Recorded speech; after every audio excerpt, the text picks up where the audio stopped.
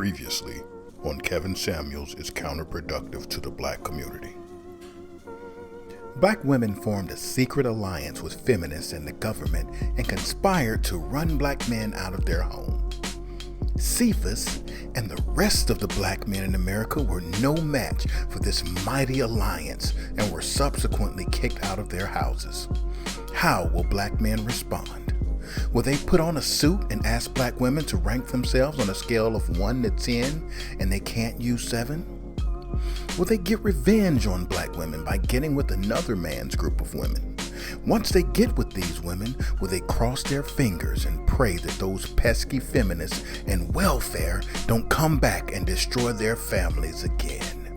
Or will they take responsibility for building their own communities and hold themselves accountable for the failures that occur within said communities? Stay tuned. Hello everyone, I'm Libra Linder and welcome back to my channel. This will be the final installment of how Kevin Samuels is counterproductive to the black community. If you haven't watched the first episode, please go back and take a look because I'll build upon some of the points I made in that video. Again, this is not a personal attack on Kevin Samuels. I don't know him personally. I know nothing about him personally.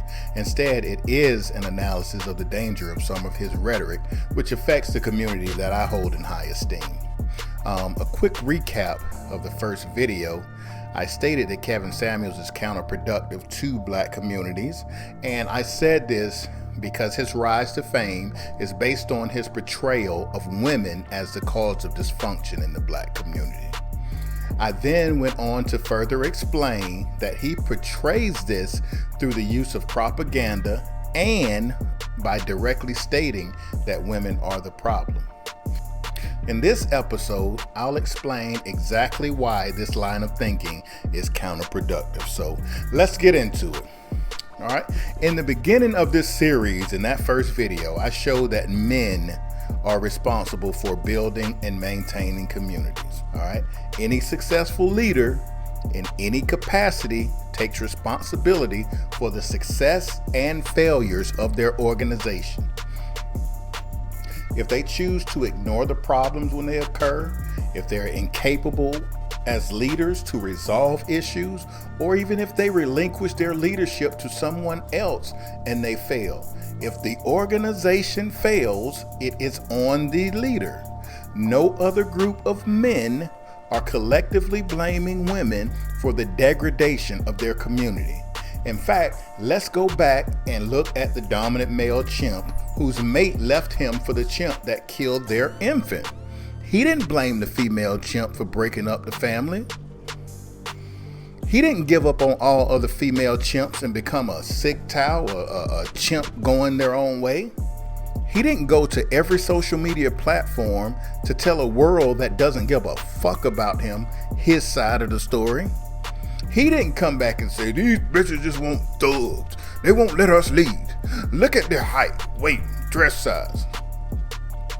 What he did do was realize he failed to protect his family and he adjusted accordingly. Even chimpanzees realize the state of his community is predicated on his actions or lack thereof. That's why Kevin's platform is so toxic to our growth, because it relinquishes men of our responsibility and focuses on women. The women and children of our group are a direct reflection of our ability to provide and protect. Black men, we can list all of our accolades, but if we focus on the results of the individuals coming from our communities, we'll see we have work to do. Any man you see using their platform to constantly point out the deficiencies of black women is not only incapable of leading a family, but they're incapable of being a productive member of the community, period. It's easy to capitalize off dysfunction and frustration in our community, but it's not responsible. It's destructive and it's unbecoming of a man. I've been with my wife for 26 years now, and we've been married for 22. So on my channel, I do want to focus on building healthy, traditional families and give guidance to men looking to do the same. It's needed because in a lot of these spaces on the internet, you have a group of men that believe they know everything about women. They read some books, they cherry picked some reports, they misconstrued statistics to fit their narratives. Now they're experts on women and can tell you everything about them. Everything except how to remain in a successful marriage with one. They can't show you that they've had a functional, intimate relationship with one woman, or show you that they can consistently provide guidance to one woman, but for some reason, they can get online and provide correction to black women as a whole. How does that work?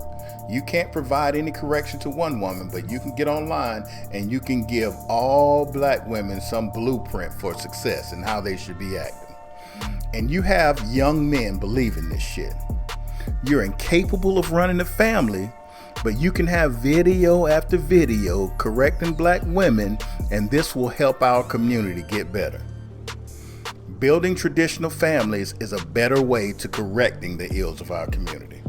I explain why in my first video that was titled "There is no gender war, only a broken community that men need to fix." So show me women with the most egregious behaviors, and I guarantee if those same women grew up in a home with a competent father who provided and protected them until he walked them down the aisle with their competent husband, you see these behaviors all but disappear. Black men, we marry and cohabitate less than any other men in the country.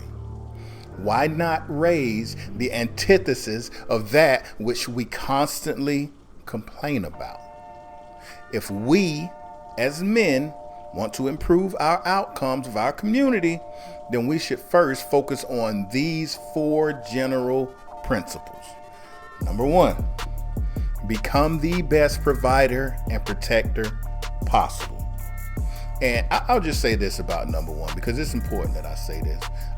Throughout history, manhood has never been based on your ability to care for yourself. Now, I know we have this big individualistic society that we live in, Generation Me, as they're calling this. But being able to take care of yourself, I mean, that's bare minimum. Homeless men on the street are doing that. The true test of manhood has always been based on your ability to take care of others. When we look at men throughout history, it has never been a badge of honor for a man to be single and childless at the age of 40. It's never been seen as something heroic or sought after. I'll also say this. Yes, there are barriers in place to keep us from becoming the best providers and protectors possible, but I can tell you this, it's not coming from black women. It's going to take a community to offset the effects of these barriers, but that's a whole nother video that I'll discuss later on down the line. Regardless, we need to become the best provider and protector possible. Number 2, build a family and raise productive offspring. Number 3, network with like-minded men to build and maintain a community for your families to thrive. And number 4, pass principles 1 to 3 down to future generations. Okay, from this point forward, let's focus on this first. In later videos, I'll break down each of these principles. This is not by any means a silver bullet that will change our community overnight. It's not going to be easy, but it is extremely feasible and it's effective. In fact, it's a lot more productive than complaining about hair weave, attitudes, weight, feminism, insert whatever so-called grievance you want.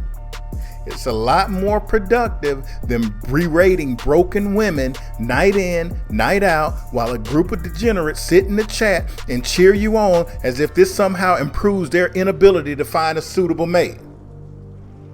In the history of civilization, no other group of men relied on the behavior of women to uplift its community.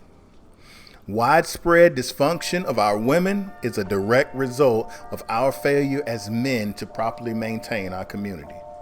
Every other group of men, really, mammals in general understand this. When we blame black women for the dysfunction of our community, we are in fact showing that it is us, the men, that are dysfunctional. This is maladaptive behavior. Black men, always caution yourself when you see men who constantly berate women online. Avoid these maladaptive males at all costs, because chances are they see you as a sucker anyway. It's big business capitalizing off the condition of our community. But it's treasonous. You can't show me where the propaganda has helped, and you can't show me a single nation that rose to power by complaining about women. Let's practice these 4 principles. Let's build a better community for our future generations. This is Libra Linder. Thank you for joining me. I'll see you on the next one.